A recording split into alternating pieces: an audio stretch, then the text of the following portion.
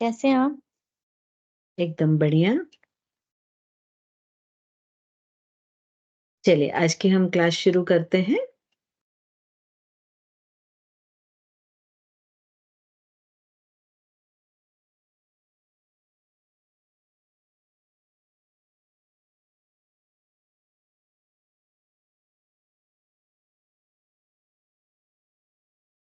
Screen visible है?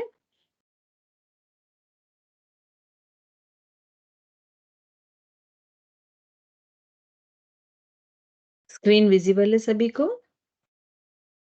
जी ma'am. Okay. चलिए, तो हम आज सबसे पहले देखेंगे कि जो अध्यात्म है, योग है, इनके हिसाब से जो ह्यूमन एग्जिस्टेंस होते हैं, उनके कौन-कौन से लेयर होते हैं या स्तर होते हैं। तो मोस्टली वो 4 स्तर माने गए हैं: मन, बुद्धि, चित्त और अहंकार। तो ये 4 स्तर एग्जिस्टेंस के मानव के माने जाते हैं और इन 4 स्तर पर ही उसकी सारी चीज़ें होती हैं। इन्हीं 4 स्तर पर उनके पंचकोश होते हैं, इन्हीं 4 स्तर पर उनके चक्रास होते हैं। तो सारी चीज़ें लगभग इन 4 स्तर में कवर हो जाती हैं। और जो साइकोसोमेटिक डिसऑर्डर है, तो इसमें साइको का मतलब होता है कि साइकिक या मानसिक, और सोमेटिक का मतलब होता है शारीरिक। तो साइकोसोमेटिक का मतलब होता है कि जिसमें मन और शरीर दोनों एक दूसरे से कनेक्ट होते हैं और निर्भर होते हैं। तो इन जनरल भी हम देखें तो हमारा मन और शरीर हमेशा एक दूसरे की स्थिति या उसकी जो दशा है उस पर निर्भर करता है। यदि मान लीजिए किसी दिन मन उदास है, तो आप देखिए शरीर में भी ऐसा लगेगा कि शक्ति ही नहीं है। और यदि किसी दिन शरीर मान लीजिए बीमार है, तो मन भी आपका उदास रहेगा या वीक रहेगा।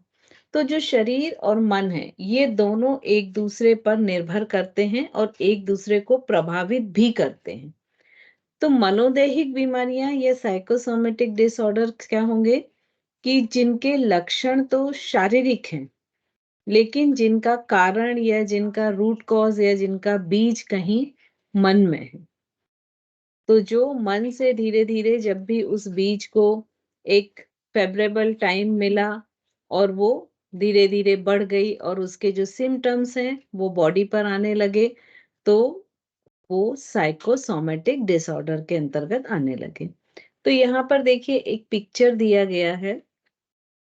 वहीं पर कुछ बीमारियां, अभी हमने साइकोसोमेटिक की बात की, तो मन में कुछ सीड्स थे जो धीरे-धीरे जिनके सिम्पटम्स शरीर पर आए, और इसको हमने बोला मन से शरीर की ओर आने वाली बीमारियों को साइकोसोमेटिक डिसऑर्डर।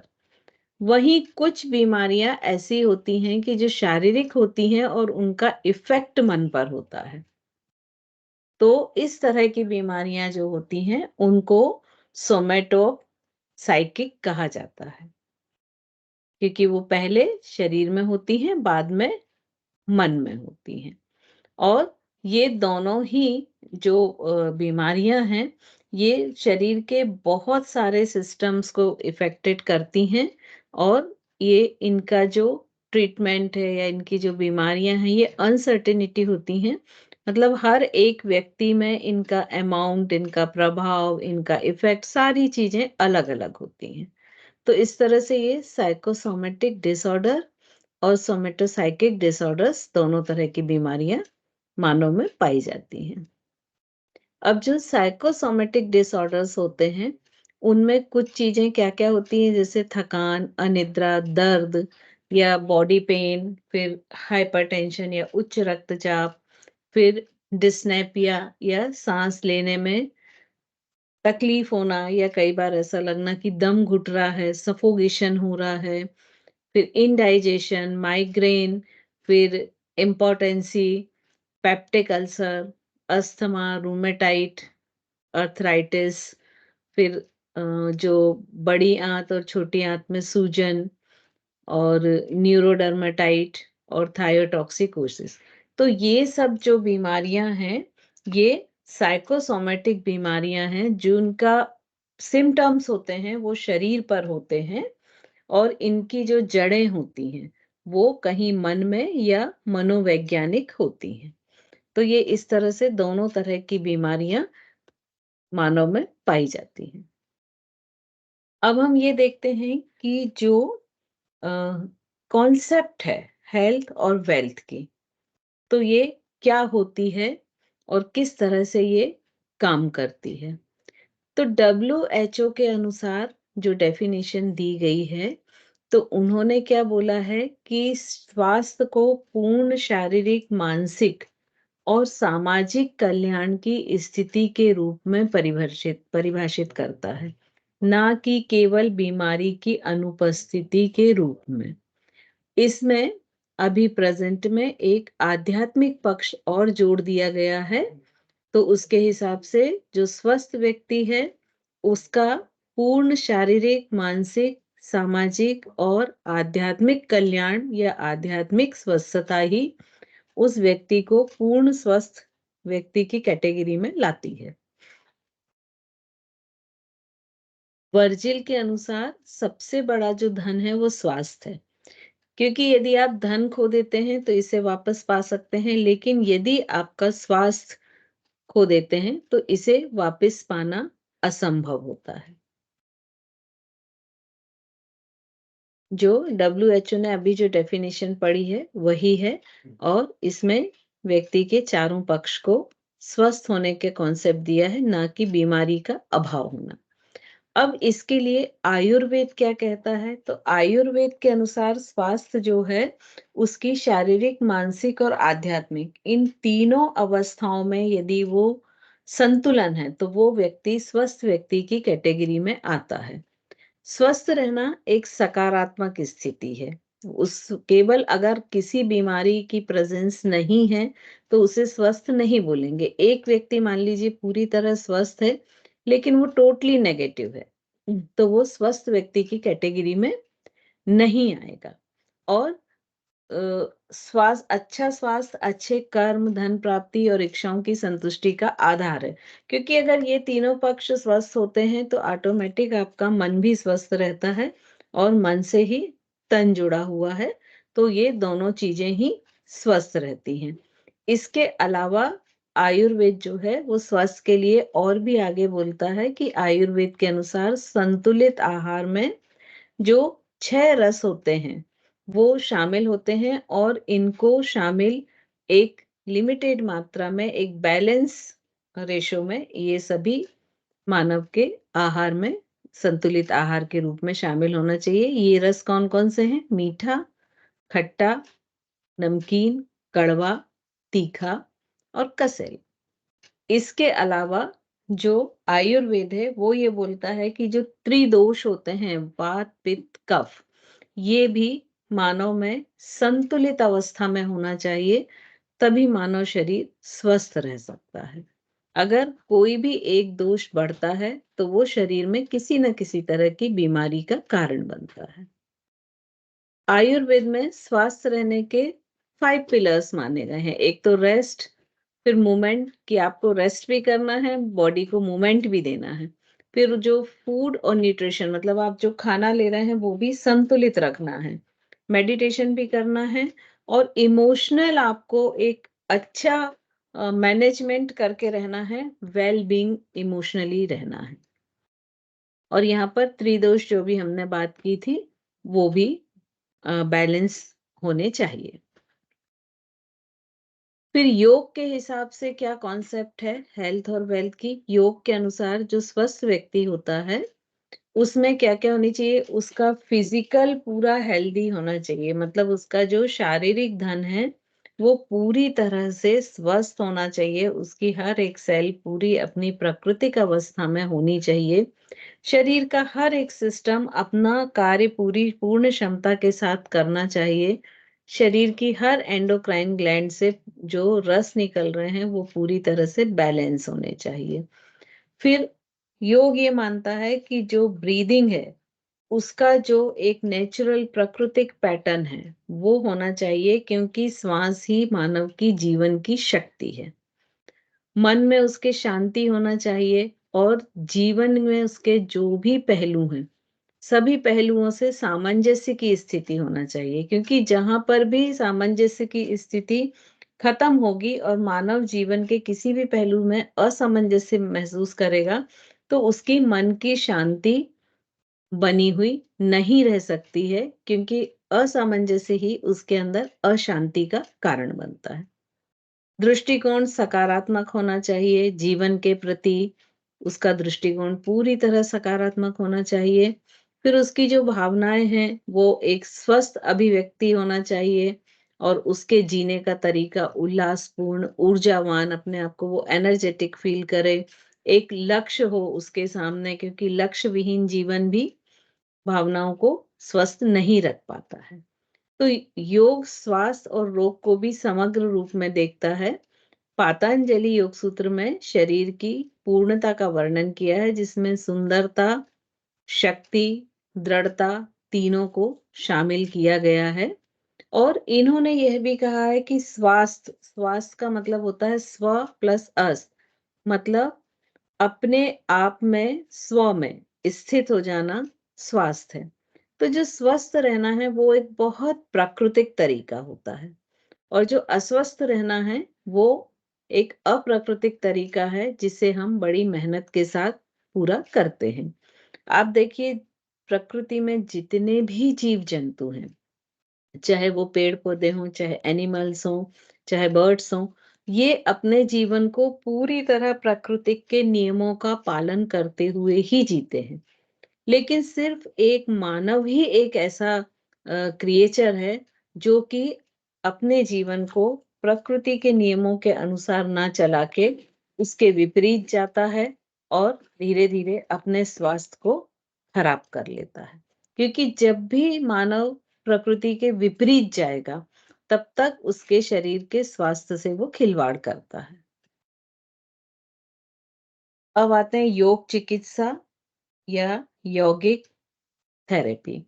तो यौगिक थेरेपी एक्चुअली क्या है? यौगिक थेरेपी एक ऐसा आर्ट है या एक ऐसा स्किल है जो शरीर और मन को, दोनों को प्रैक्टिस में करके दोनों को जोड़ता है, दोनों को बैलेंस करता है और दोनों को स्वस्थ करता है। तो योग चिकित्सा में मानसिक और शारीरिक दोनों ही के स्वास्थ्य में सुधार लाया जाता है। और ये सुधार किन चीजों के थ्रू लाया जाता है? विभिन्न तरह की मुद्राएं, विभिन्न तरह के प्राणायाम, ध्यान, योग निद्रा, रिलैक्सेशन टेक्निक, आसन, इन सब चीजों से, मुद्रा बंध, इन सब चीजों, ये जो टूल्स हैं ये यूज करके, और जो पीड़ित व्यक्ति होता है उसका उपचार किया जाता है, और कोशिश की जाती है कि उसका मन, शरीर और आत्मा तीनों में एकात्म भाव को स्थापित कर सके। और जो चिकित्सीय योग है, ये हमेशा सौम्य दृष्टिकोण अपनाते हैं। सौम्य दृष्टिकोण मतलब ये होता है कि किसी भी बीमारी को धीरे-धीरे सहजता के साथ ठीक करना। ऐसा नहीं कि उस पर इतना हार्ड वर्क करना या उसको तकलीफ हो रही है, उसको अनदेखा करते हुए भी करना। तो ये दृष्टिकोण जो है, ये सौम्य दृष्टिकोण रहता है, और ये हमेशा किन चीज़ों का सहारा लेता है योग चिकित्सा में? मुद्राओं का, प्राणायाम का, निर्देशित ध्यान का, जिससे उस व्यक्ति में जो, उसके मन में जो जमे हुए बीज हैं उस बीमारी से रिलेटेड, उसको वो ध्यान के थ्रू बाहर निकाल सकें उसके मन से, जो कि उसको हेल्प करने में, अ, ठीक करने में सहयोगी हों। अब इसकी डेफिनेशन क्या है? तो योग चिकित्सा को किसी विशेष आध्यात्मिक, मनोवैज्ञानिक या शारीरिक लक्ष्य को प्राप्त करने के उद्देश्य से किसी विशेष व्यक्ति पर योग सिद्धांत के अनुप्रयोगों के रूप में परिभाषित किया जा सकता है। इसका मतलब ये है कि जब योग चिकित्सा में जाते हैं, तो उसमें हम विशेष व्यक्ति पर विशेष योग के सिद्धांतों को लागू करते हैं, उसमें कॉमन नहीं होता है। ये विशेष व्यक्ति मतलब जो पीड़ित है या जो पेशेंट है, और विशेष योग सिद्धांत मतलब उसकी आवश्यकता के अनुसार उसे क्या करना चाहिए, उसकी जो शारीरिक समस्याएँ हैं, उसकी जो मानसिक समस्याएँ हैं, उनको ध्यान में रखते हुए उसके लिए एक पूरा पैकेज योग का डेवलप करना, वो उसके लिए एक उपचार के टूल होते हैं। और इसमें क्या-क्या चीज़ें होती हैं, पूरा अष्टांग योग तो इसमें होता ही है, जैसे यम, नियम, आसन, प्राणायाम, प्रत्याहार, धारणा, ध्यान, समाधि। इसके अलावा कुछ मोरल एजुकेशन भी होता है, कुछ गाइडेड मेडिटेशन होते हैं, कुछ वैज्ञानिक परामर्श हो सकते हैं, आध्यात्मिक भी हो सकते हैं। इसके अलावा कुछ रिलैक्सेशन टेक्निक्स हो सकती हैं, योग निद्रा हो सकती है, कुछ जप-अजप हो सकता है, विजुअलाइजेशन हो सकते हैं, कुछ प्रेयर्स हो सकती हैं। तो ये डिपेंड करता है कि उस जो पेशेंट है, उसका मेंटल स्टेटस क्या है और वो किस चीज़ को एक्सेप्ट करेगा। इसको हम बिल्कुल ऐसे समझ सकते हैं कि यदि मान लीजिए आपके सामने एक मुस्लिम पेशेंट बैठा है और आप उसे कृष्ण का जाप करने बोलें, तो उसका मन ही उसे एक्सेप्ट नहीं करेगा। तो बेहतर है उसके लिए हम उसको वो मंत्र दें जिससे वो जुड़ा हुआ है और जिसको वो एक्सेप्ट करता है। तो ये सारी चीज़ें विभिन्न-विभिन्न तरह से हर व्यक्ति पर अपनाई जाती हैं और इसमें कॉमन कुछ भी नहीं रहता है।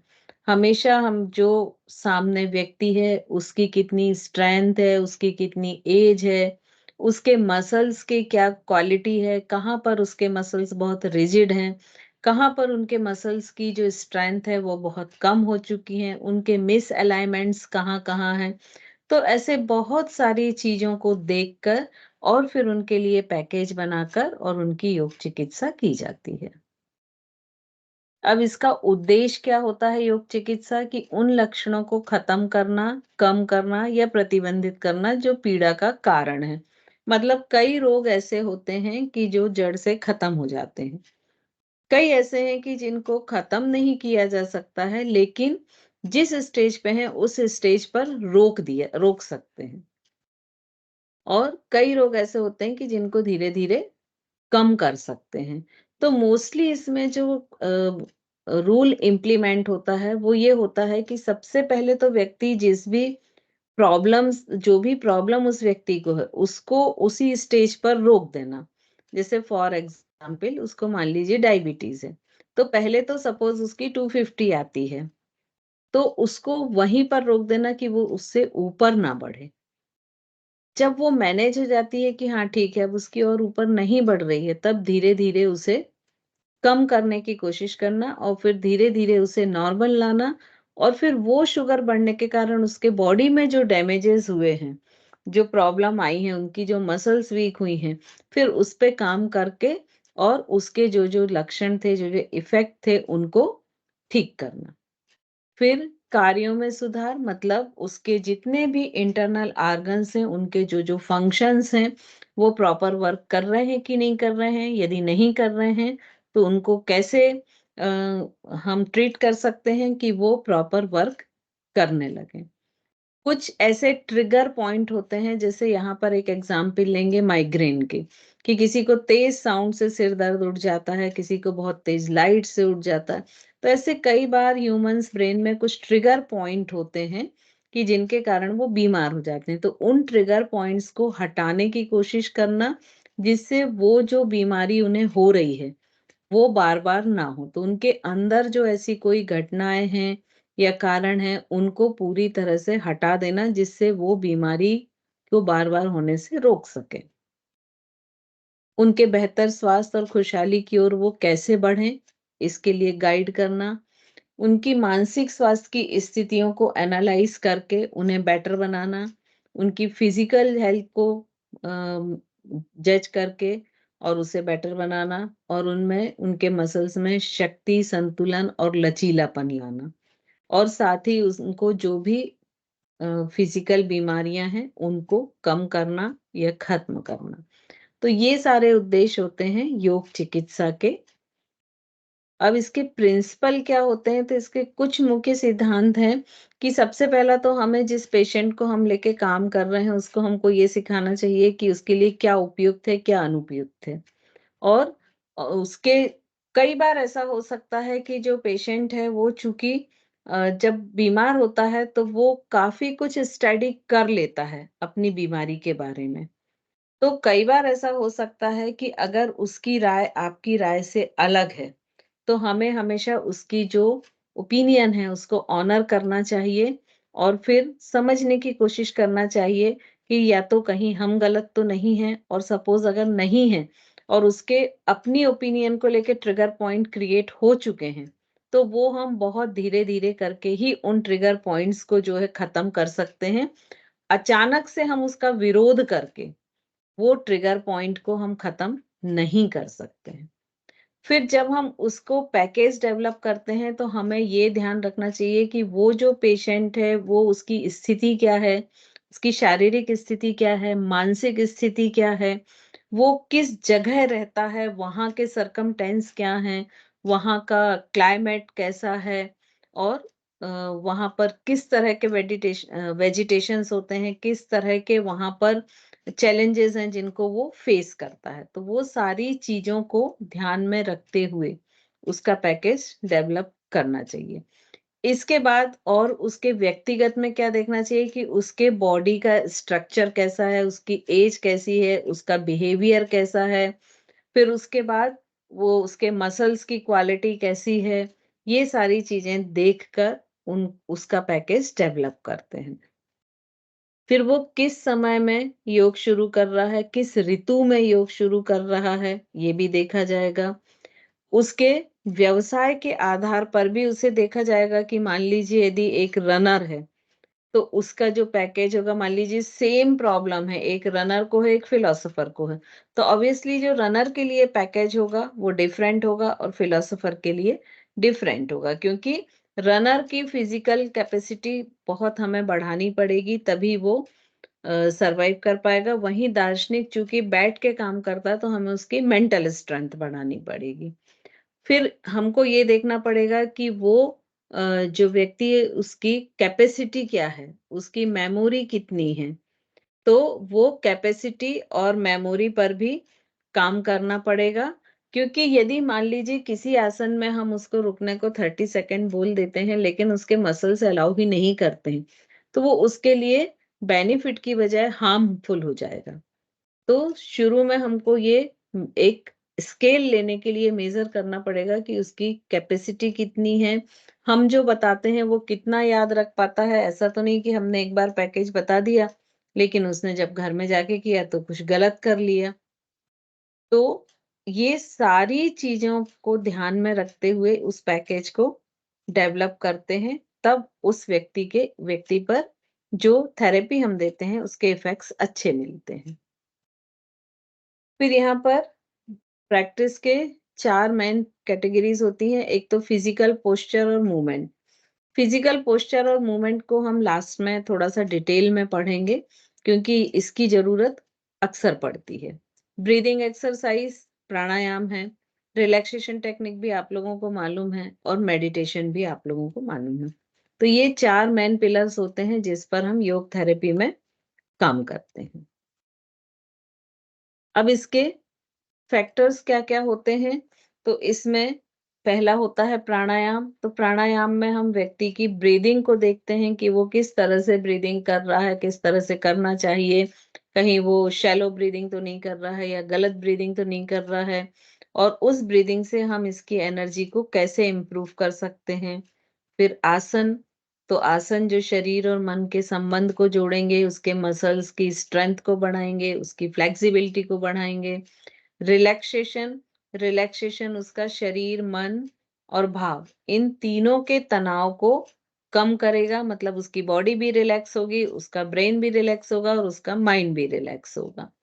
इसके बाद मानसिक स्वास्थ्य, तो मानसिक स्वास्थ्य के लिए हम और मस्तिष्क की शक्ति, इन दोनों के लिए हम मेडिटेशन ले सकते हैं या कुछ ऐसी क्रियाएँ ले सकते हैं कि जिससे इस जगह पर ब्लड सर्कुलेशन बढ़े, जिससे ऑक्सीजन अधिक मिलेगी, जिससे उम, इन्वर्टेड पोजेज़ हैं, तो मस्तिष्क में इन्वर्टेड पोज़ करने में ब्लड सर्कुलेशन बढ़ जाएगा, ऑक्सीजन बढ़ेगी और जिससे उसके जो ब्रेन में ग्रे मैटर होता है, वो एक्टिव होगा और उसके मेमोरीज़ जो हैं, वो फ़ोकस मेमोरी बढ़ेगी।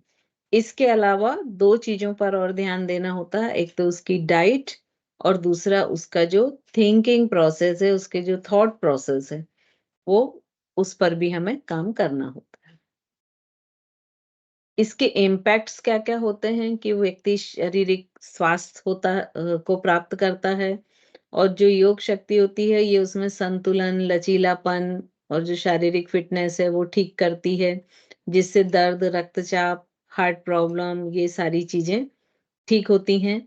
योग में ब्लड सर्कुलेशन बढ़ता है, जिससे हार्ट डिज़ीज़ जो हैं, उनका रिस्क फैक्टर कम हो जाता है। मनोवैज्ञानिक स्वास्थ्य में ये क्या करता है, सकारात्मक भावनाओं को बढ़ाता है, फिर कुछ डिप्रेशन या कुछ नेगेटिव जो इमोशंस होते हैं, उनको कम करता है और साथ ही साथ ये एंग्ज़ायटी, स्ट्रेस इन सबको घटाता है। फिर ये शरीर और अपनी श्वास इनके प्रति जागरूकता को लाता है और अवेयरनेस बढ़ाता है। शरीर की जितनी भी मांसपेशियाँ होती हैं, उनको ये बेहतर बनाता है, उनकी फ्लेक्सिबिलिटी, स्ट्रेंथ को बढ़ाता है और ये हाइपोथायरायडिज़्म मतलब थायराइड ग्लैंड को ये उपचारित करता है। ये थायराइड के ये सारी ही एंडोक्राइन ग्लैंड्स पर इफ़ेक्ट डालता है क्योंकि अ, जब भी हम कोई भी आसन करते हैं तो वो किसी न किसी एक ग्लैंड पर इफ़ेक्ट डालता है और उसके जो उससे सीक्रेट होने वाले हार्मोन्स है उसको बैलेंस करता है। व्यसन जो एडिक्ट होते हैं ड्रग्स वगैरह के उनको भी ये हेल्प करता है उससे निकलने के लिए और सबसे बड़ी बात है कि जब आप योग करते हैं तो इससे एंडोर्फिन ऑक्सीटोनिन ये हार्मोन्स जो हैप्पी हार्मोन्स कहलाते हैं ये सीक्रेट होते हैं तो आप अपने आप में वो जो साधक होता है वो खुशी महसूस करता है और अपने आप को स्वस्थ महसूस करता है। अब इसके लिमिटेशंस क्या-क्या हैं? तो इसकी बहुत सारी सीमाएँ हैं कि कुछ ऐसी बीमारियाँ हैं जैसे फ्रैक्चर हैं या कोई बाहर इंस्ट्रूमेंट से सपोज़ कोई उँगली कट गई या एक्सीडेंट से पैर अलग हो गया, तो जो इस टाइप की बीमारियाँ हैं, उनका इलाज नहीं किया जा सकता है। मतलब जिन बीमारियों के लिए सर्जरी ही ज़रूरी है, उनका इलाज योग से करना मुश्किल होता है।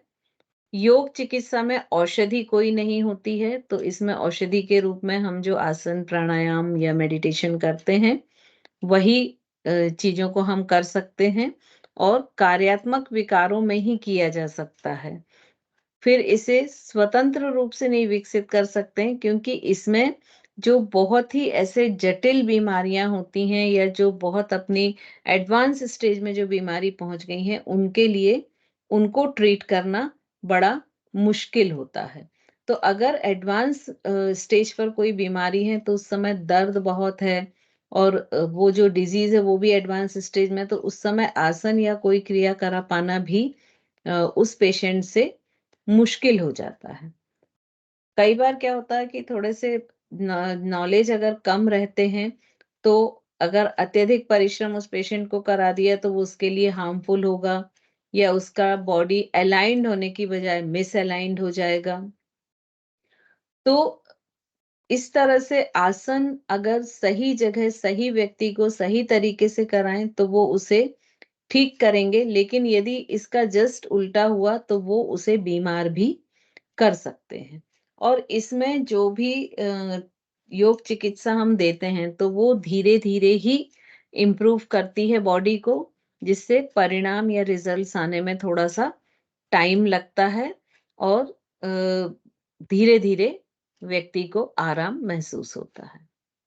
इसके यूज़ेज़ तो आपको सभी मालूम है कि मन को ठीक करना, शरीर को स्वस्थ करना, आध्यात्मिक पहलू को ठीक करना, शरीर की जितने भी मसल्स हैं उनकी स्ट्रेंथ, फ्लेक्सिबिलिटी को डेवलप करना, एनर्जी पॉइंट्स को रेगुलर करना, एनर्जी के प्रवाह को संतुलित करना, अगर कहीं रुका हुआ है वो प्रवाह तो उसको वापस फ्लो करना, यदि कोई बीमारी है तो उसे ठीक करने की कोशिश करना और यदि नहीं है बीमारी तो फिर ये कोशिश करना कि बीमारी हो ही ना और वो जो व्यक्ति है बीमारियों से खुद को सुरक्षित रख सके मतलब उसके इम्यून सिस्टम को डेवलप करना और सबसे प्रमुख इसकी बात होती है कि ये मन और शरीर को जोड़ता है।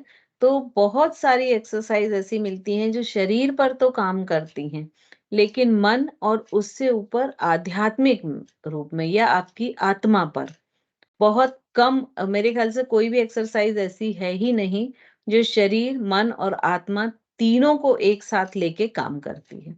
तो यदि हम तीनों पक्ष को देखें और डब्ल्यूएचओ बोलता है कि ये तीनों स्वस्थ होने चाहिए, तो मेरे ख्याल से योग एकमात्र एक ऐसी विधा है जो तीनों पक्ष पे काम करती है।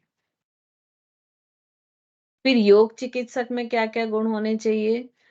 उसको जो वो अभ्यास कर रहा है, उसकी बहुत अच्छी तरह समझ होनी चाहिए। तो किसी भी पेशेंट को जो वो अभ्यास कराएगा, तो उसकी पूरी तरह उसके परिणाम की, उसके इफ़ेक्ट की, वो सारी उसको जानकारी होनी चाहिए। उसको योग विज्ञान की समझ होनी चाहिए और योग चिकित्सा क्या होती है, वो उसे अच्छी तरह से समझ होना चाहिए। सिर्फ़ ऐसा ना हो कि वो किसी बुक में पढ़े कि अर्ध मत्स्येंद्रासन डायबिटीज वालों के लिए बहुत अच्छा होता है और किसी ने बोला कि इसे डायबिटीज है, भले ही उसकी स्पाइन शी शेप हो रखी है और वो उसको अर्ध मत्स्येंद्रासन करा दे। तो उसको समझ होनी चाहिए कि कहाँ पर प्रॉब्लम है और ये भी समझ होनी चाहिए कि हर व्यक्ति की फिजिकल मेंटल प्रॉब्लम अलग-अलग होती है। किसी की भी कॉमन नहीं होती है। तो ये सब क्वालिटी इसमें होनी चाहिए। उसके अलावा निस्वार्थ सेवा, ग्राउंडिंग, स्व उपचार, शारीरिक जागरूकता, जागरूक स्थिति, सावधानी पूर्वक सुनना, क्योंकि ये एक अपने आप में बहुत बड़ा गुण है। क्या होता है कि जब कोई योग थेरेपिस्ट को थोड़ी-सी जानकारी हो जाती है, तो वो सामने वाले की सुनना ही नहीं चाहता। उसको लगता मुझे तो बहुत नॉलेज है और वो सिर्फ अपना बताना चाहता है। तो ये एक ड्रॉबैक है, तो उसमें ये क्वालिटी ज़रूर होनी चाहिए कि वो सामने वाले को सुने और उसे अच्छी तरह से उसके साथ बातचीत करके उसे पूरी तरह से संतुष्ट कर दें, क्योंकि वही उसकी थेरेपी का पहला महत्वपूर्ण कदम होता है। ये जो एक पोस्चर डिफेक्ट बीच में आया था, इसको हम पूरा एक सेपरेट क्लास में पढ़ेंगे, क्योंकि ये हालाँकि बहुत शॉर्ट में मैं ख़त्म कर सकती हूँ, लेकिन मुझे ऐसा लगता है कि थोड़ा-सा ये मैं आप लोग को डिटेल में बता दूँ, तो आप लोग के लिए बेटर होगा। तो इसलिए हम कोशिश करेंगे कि इसको पूरा डिटेल में पढ़ें, तो आज नहीं ले रहे हैं इसलिए इसको, ठीक है? क्योंकि बॉडी मिसअलाइनमेंट जानना बहुत ज़रूरी होता है। तो ये हम कल की क्लास में लेंगे। बॉडी मिसअलाइनमेंट यदि हम एक सहज रूप से देखें तो ना ये फर्स्ट ईयर के कोर्स में है, ना सेकंड ईयर के कोर्स में है। लेकिन जब भी आप फील्ड में जाएँगे, तो ये आपके लिए सबसे पहला चैलेंज है। क्योंकि मोस्टली होता क्या है कि बॉडी मिसअलाइनमेंट जिनका भी होता है, उनको खुद भी नहीं पता होता है। वो खुद भी उससे अनजान होते हैं। तो सबसे पहली अवेयरनेस ही आप देते हैं कि आपको ये ऐसा प्रॉब्लम हो रहा है, आप उसको ठीक कर लीजिए, ठीक है? तो इसलिए हम इसको थोड़ा-सा डिटेल में पढ़ेंगे, लेकिन वो आप लोगों के कोर्स में नहीं है। ये दोनों को मैं फिर से क्लियर कर रही हूँ। लेकिन जब आप प्रैक्टिकल फील्ड में जाएँगे, तो वो ही सबसे ज़्यादा इम्पोर्टेंट होगा, क्योंकि जो भी उनकी फिज़िकल प्रॉब्लम होंगी कि भई मुझे हाइपरटेंशन है, मुझे डायबिटीज़ है, मुझे थायराइड है, ये सब तो वो खुद बता देंगे। इवन मेंटल भी बता देंगे कि मुझे बहुत उदासीनता लगती है या मैं बहुत नकारात्मक सोचती हूँ या सही समय पे सही डिसीज़न नहीं ले पाती हूँ या क्राउड में बात नहीं कर पाती हूँ। लेकिन ये जो मिसअलाइनमेंट है, ये आप अगर 10 पेशेंट से मिलेंगे तो उसमें से शायद 1 बता पाएगा। बाकी तो आप जब बताएँगे तो वो खुद सरप्राइज़ होगा, अच्छा ऐसा है? मैंने तो ऐसा कभी सोचा ही नहीं था, है ना? तो ये आपको ही देखना होता है, तो इसलिए थोड़ा-सा इसको हम डिटेल में ले लेंगे और कल इसको हम फिर लेंगे। तो कल की क्लास ये मिसअलाइनमेंट पर ही लेंगे। अब आज आपका जो है ये फर्स्ट यूनिट कंप्लीट हो गई है। इसमें सिर्फ़ एक स्वर विज्ञान वाला बचा है ना? जो ब्रीदिंग स्वर विज्ञान है, ये सारी है। तो इसका थोड़ा-सा प्रेज़ेंटेशन बनाने में मुझे टाइम लगेगा, क्योंकि ये भी काफ़ी बड़ा है और बहुत अच्छा टॉपिक है ना? तो कोशिश करेंगे कि इसको हम नेक्स्ट वीक लें फिर। चलिए, अभी किसी के कुछ क्वेश्चंस वगैरह हैं तो पूछ सकते हैं।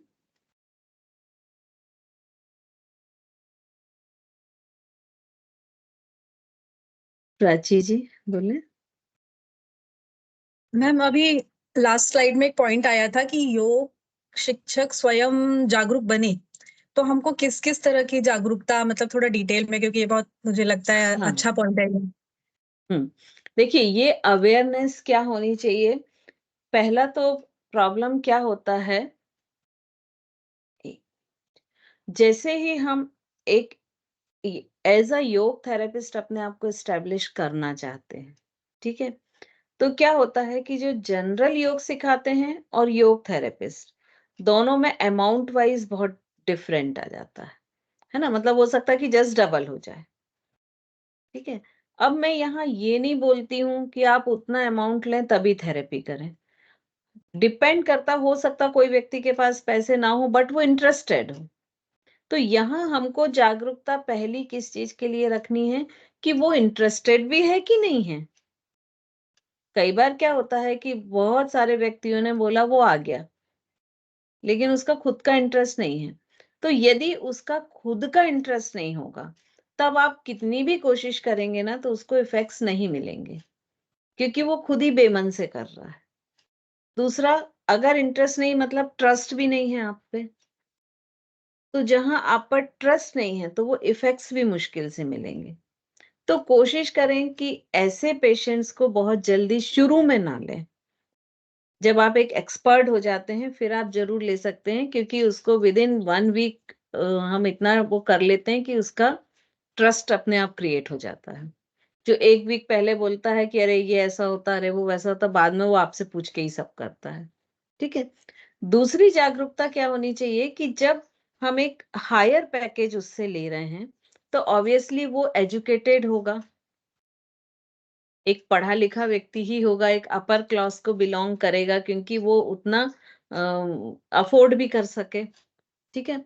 तो जैसे जैसे हम हाई क्लास में जाते हैं, तो हाई क्लास में जाने से क्या प्रॉब्लम होती है कि एक तो वो व्यक्ति जो भी उसको बीमारी है उसके लिए बहुत अवेयर होके बहुत स्टडी कर चुका होता है, चाहे नेट पे चाहे 4 तरह के डॉक्टर्स से मिलके। तो जब वो आपसे बात करेगा तो जनरल भाषा में नहीं करेगा। वो ये नहीं बोलेगा कि मुझे शक्कर बढ़ गई है या मुझे तो शक्कर की बीमारी है। वो क्या यूज करेगा, उसकी टर्मिनोलॉजी यूज करेगा, है ना। जैसे मुझे तो ब्लड प्रेशर बढ़ जाता है, ये साधारण भाषा हो गई। हाइपरटेंशन है, ये टर्मिनोलॉजी हो गई। तो सबसे पहले तो योग थेरेपिस्ट की अवेयरनेस उसकी टर्मिनोलॉजी के लिए होना चाहिए, कि अगर उसने ये बोला है कि ये प्रॉब्लम है तो उससे रिलेटेड जो टर्मिनोलॉजी है वो बॉडी के किस पार्ट को इफेक्ट करती है, कौन सा ऑर्गन उसमें इन्वॉल्व होता है, उस ऑर्गन का क्या स्ट्रक्चर होता है, ये सारी चीजें। क्योंकि नेट पर आजकल सब कुछ अवेलेबल होता है। तो आपको सबसे पहले अपनी जागरूकता इस चीज के लिए करना है कि आपको जैसे ही पता चला कि अब फोन पर ही मोस्टली हम पूछ लेते कि भाई आप क्यों करना चाहते हैं, तो वो ऐसे प्रॉब्लम, वो थायराइड है मुझे उसके लिए। तो एटलीस्ट हम इतना होमवर्क करके जाएं कि थायराइड से रिलेटेड जितनी भी टर्मिनोलॉजी है और वो कहाँ होता है, किस चीज से होता है, कैसे उसको मैनेज, मतलब बिल्कुल ऐसा ही है कि यदि आपकी एक सब्जी बहुत अच्छी बनती है और आप किसी दूसरे ने आपको बुलाया कि आज हमारे घर में बना दो, और अगर आपको घर में, मान लीजिए आपकी मदर इन लॉ है जो प्लेट्स में सब निकाल के दे देती हैं, आप सब मिलाती हैं और बना देती हैं, तो आप दूसरे के घर में उस टेस्ट की सब्जी कभी नहीं बना पाएंगे।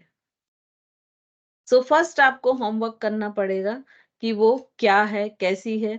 और यही चीज, यही जागरूकता आपके एक्सपीरियंस को बढ़ाती जाएगी, कि मान लीजिए 10 पेशेंट आए तो आपने 10 तरह की बीमारी बताई, तो आप 10 बीमारियों के प्रति अवेयर हो गए कि उनकी टर्मिनोलॉजी क्या होती है, वो कहाँ होती है, कैसी होती है, उनमें टेस्ट होते तो कौन से होते हैं, वो टेस्ट के क्या लिमिटेशन होते हैं, उसका कम या ज्यादा आने का क्या मतलब होता है। तो एक जागरूकता तो ये हो गई। अब दूसरी जागरूकता क्या होती है कि जब हम शुरू करते हैं, तो शुरू में क्या होता है कि उसको नहीं मालूम कि आप कितने अवेयर हैं। जो पेशेंट है उसको नहीं मालूम, बट उसको ये मालूम कि मैंने तो बहुत स्टडी की है, तो वो आपको हर चीज में टोकेगा। सपोज आपने बोला कि सामने झुक जाओ, तो बोलेगा नहीं नहीं मेरे डॉक्टर ने तो मना किया है, इस स्पाइन में प्रॉब्लम है, नहीं झुकना है बिल्कुल। तो वहां हमें विरोध नहीं करना है। अच्छा ठीक है, डॉक्टर ने मना किया, कोई बात नहीं, छोड़ दो। लेकिन वही सामने झुकने का हमको 1 महीने बाद करवाना भी है। तो बिल्कुल जस्ट ऐसा है कि भाई कोई व्यक्ति तैर रहा है, हम उसके साथ धीरे धीरे तैरते रहें और बाद में धीरे से उसको यू टर्न करा के अपनी दिशा में लेके आ जाए।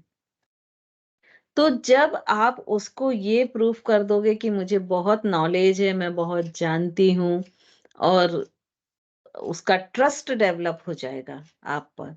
और जब आप बोलोगे कि नहीं, मैं सामने झुकने का आपने उस दिन मना कर दिया था, लेकिन मैं इसलिए करा रही हूँ, इससे ये इफेक्ट होंगे, आपके बॉडी के इस पार्ट पर ये इफेक्ट पड़ेंगे। डॉक्टर मना इसलिए करते हैं कि आप लंबर से तो नहीं झुक रहे, नहीं तो डैमेज कर लेंगे लंबर को। ठीक है, तो जब आप इतना डिटेल में उनको बताएंगे, तो वो तुरंत एग्री हो जाएगा कि ठीक है मैम। और फिर एक समय ऐसा आएगा कि वो ये बोलेगा कि नहीं, आप बोलोगे, आपसे पूछे बिना मैं नहीं करूंगी या करूंगा। ठीक है, तो जागरूकता से मतलब ये है। ठीक है, और तीसरी जागरूकता बॉडी मिसअलाइनमेंट पर, क्योंकि वो खुद नहीं बता पाएगा, तो वो आपको देखना। तो वो कैसे देखते हैं कि शुरू में वो किस तरह से बैठ रहा है, कैसे चल रहा है, कैसे खड़े हो रहा है। तो आपकी जो निगाहें हैं, मतलब आप ये मान के चलिए कि एक पेशेंट पूरा आपको उसको स्कैन करना है,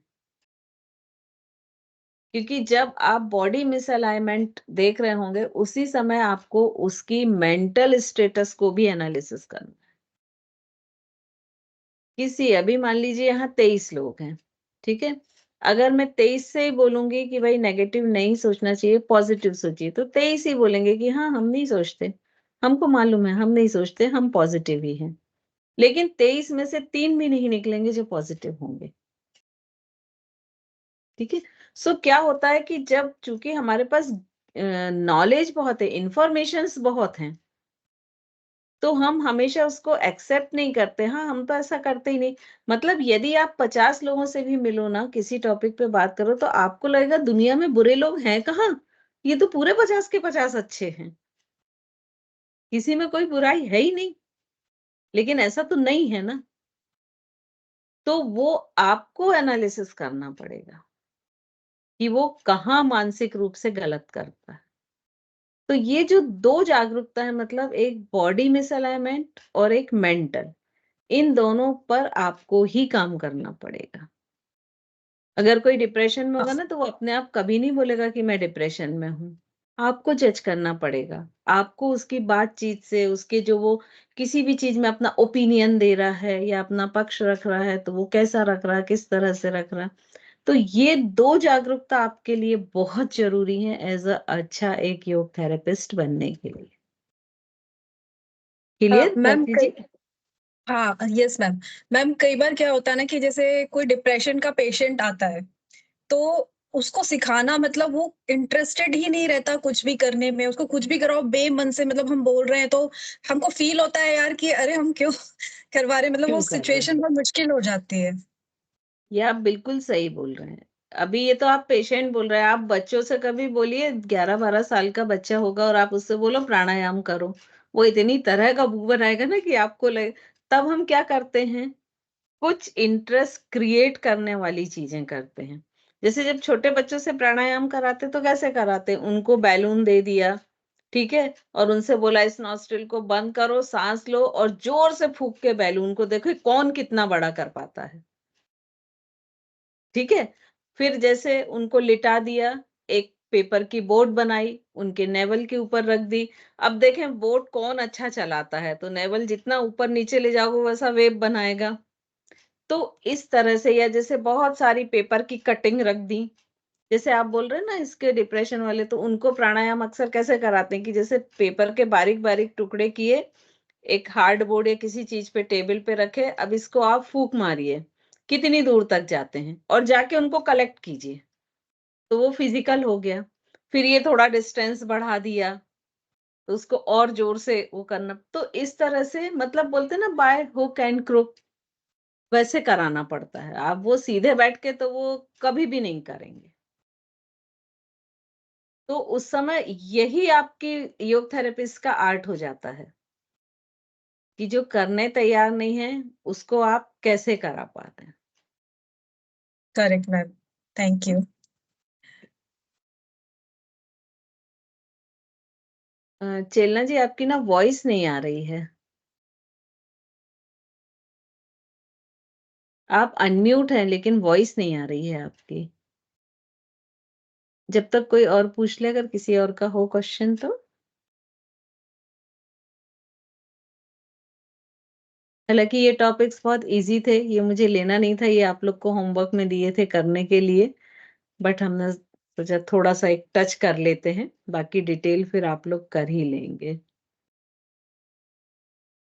नहीं आ रही है चेलना जी, आपकी वॉइस नहीं आ रही है। चलिए, और किसी का है क्या कोई क्वेश्चन? या कुछ डिस्कस करना चाहें तो भी कर सकते हैं।